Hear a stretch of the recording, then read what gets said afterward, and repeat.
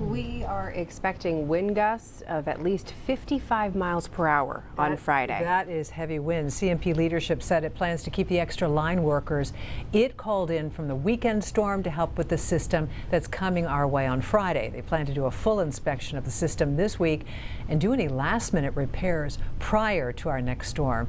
Having those crews will be a real big benefit. The challenge, though, is that Friday's storm brings different conditions, different damage, and the potential for tough access because of 2 to 3 inches of rain plus snow melt, likely flooding many of our roads. For most, that means working on Christmas Day.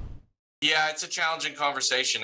But they're all aware. We work for utility. We have an obligation to provide service to our customers, and when the phone rings, we answer it and we go to work. So we'll adjust our plans personally to have Christmas on a different day. So it wouldn't be the first time we've done that, and it won't be the last.